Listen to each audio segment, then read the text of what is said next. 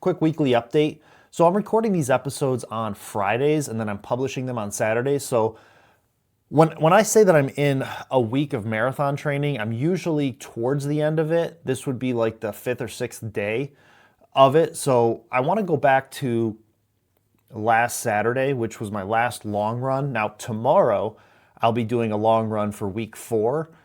So technically this week I'm in week 4 of marathon training, but the end of last week would have been my long run for week 3. And I wanted to share a little bit about that because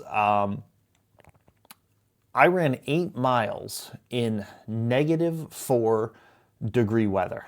It was brutal. And one of the things that happens to me is, so my end of my week is I go to work Thursday night, I come home Friday morning, and then I record this podcast, I do some editing, I'll take a brief nap on Fridays, and then Saturday, for whatever reason, I'll go to bed at a normal time, like a normal day shift time, 8, 9 o'clock at night.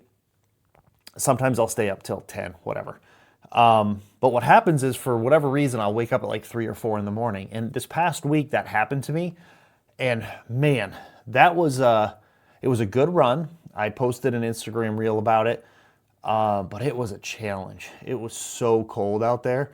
And I mean, my upper body was fine. And actually, one of my big complaints about this week, particularly week 4, the footing has been so terrible, but that particular run, the footing was fine. It was just battling the cold. And yeah, so I'm going to talk a little bit more about that particular run in our main topic, because I'm going to share, for our main topic, I want to talk about panic on long runs, or panic in general when you're running, and some of the instances where I've found myself panicking, like genuinely concerned that something might be wrong. In my case, nothing has ever come of it, but man, last Saturday, 8 miles, -4 degrees. It was the coldest run I've ever done, and it was intense. I'm glad I completed it. My beard was like iced over, completely frozen. It was brutal. So Sunday was a day off. Monday started week 4 of marathon training, and just as a reminder, I am training for the Buffalo Marathon, which is in May. End of May this year. I think it's Memorial Day weekend. I have it on the wall over here. So I'm in week 4 of a 20-week training block, and this week was it was one of those weeks where I couldn't seem to nail down my plan. Like I have a pretty rigid plan. I don't know if the camera can see it, but I plan out my weeks. This is my running schedule here on a laminate thing. So I've got my runs planned out. Like I have a pretty good strategy for these runs and what I want to do every day. And some weeks, man, I just tick off one after another run. I just knock them out of the park. And then there were weeks like this where I wasn't real motivated to run. There's sort of like the Saturday run. I felt so accomplished that I was able to do that run that I kind of felt like I owed myself a break. But that mentality just persists. It just keeps creeping in. And I'll explain what I mean. So Sunday I had no run at all. And I was also dealing with some right side glute pain this week too, and that was another excuse that emerged. But Monday, so I had Sunday as a rest day, but it's also the day that I switched my shift back to third shift and I go to work that night. So Mondays I'm usually pretty out of it. But I did go out on Monday. I got my run in. It was 6 miles, and I think it was 8 degrees, and it was windy. And I'm telling you, the -4 degrees, the mental challenge in that run was more difficult than this one. But this one felt way colder because of the wind. And I have this dumb theory, and every once in a while I kind of like confirm it to myself, that like anywhere from like 10 degrees to 30 degrees, it oftentimes feels colder to me than -4. And the reason is, it's almost like at -4, at least around here, there's no real air movement. And so it's just cold, and it feels frigid, it feels brisk.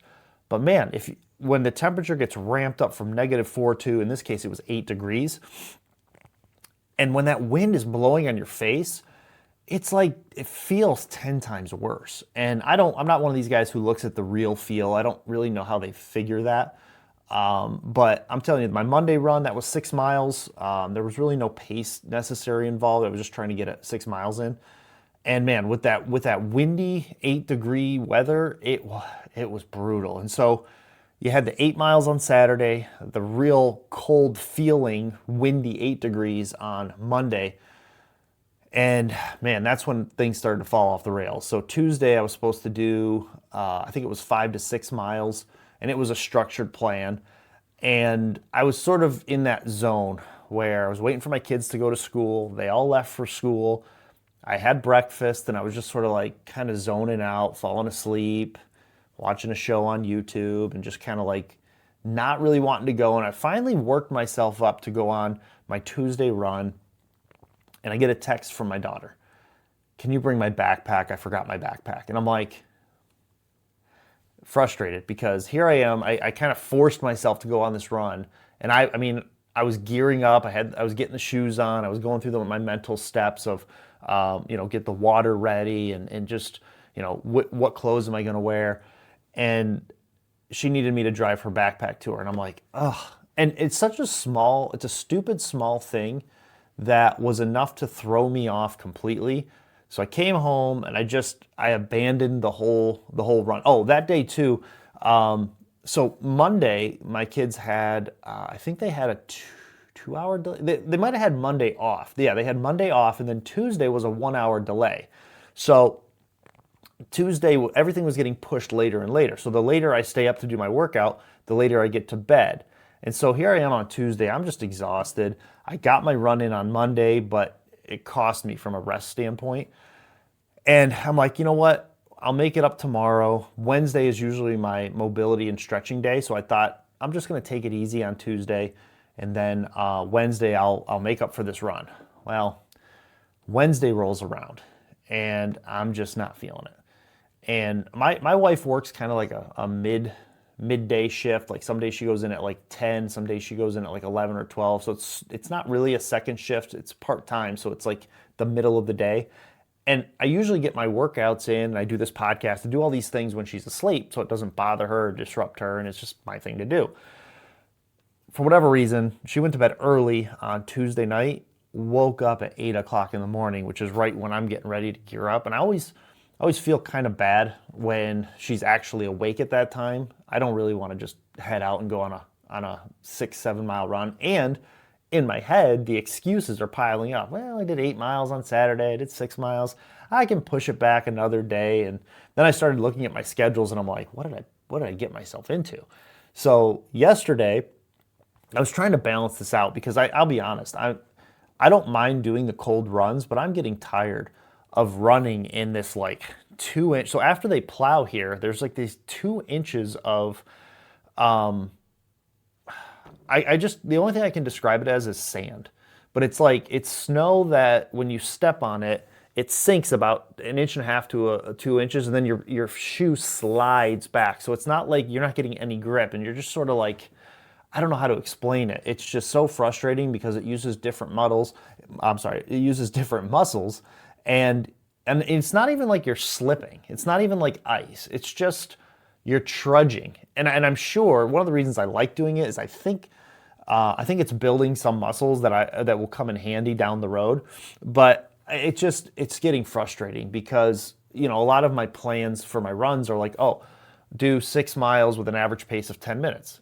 You're not going to do that in this terrain. You're just not going to do it. If you try to run fast, you're going to use so much energy just trying to push through that. And none of that's real world relevant, because when I get to the Buffalo Marathon, more than likely there won't be it's just going to be road running. Now, if I was training to be a trail runner or do an ultra marathon on a trail, this would be great. I'd be building, muscles for that. But I also wouldn't have the paces set so high for my training. So it's just been getting frustrating. So with her being up that early and me not really wanting to go, I just sort of said, push it to Thursday. And then I started doing the math, and I'm like, okay, I got a lot to take care of for me to hit my mileage goal this week.